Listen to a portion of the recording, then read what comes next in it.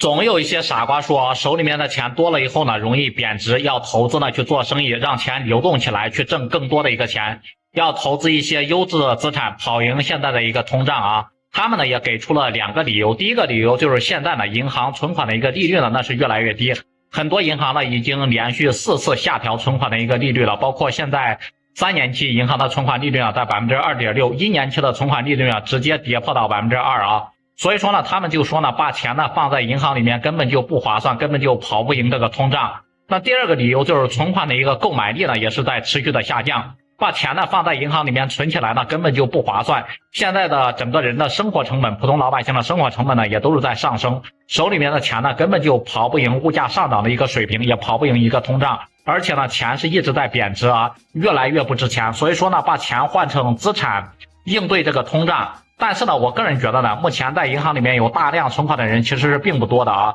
主要呢就是企业里面的高管，包括做生意的退休人员和个体呢工商户，包括一些自由职业者，像这些群体呢，他们呢可能在银行里面呢还是有点存款的，而其他呢大部分的老百姓，包括工薪阶层，包括有房贷、有车贷、有孩子的一个教育费用、各种教育支出，有家庭的一个日常开支，很多人呢在平时根本是存不到什么钱的。所以我觉得呢，现在有现金的人呢，真的就是一个躺赢的状态。钱呢，有钱在手里面真的就是一个王道。当你需要用钱的那一刻呢，你就知道呢，它到底是有多么重要的。平时呢可以不用，但是关键时候呢，有钱就好办事，不用去求人嘛，不用去哭爹喊娘，然后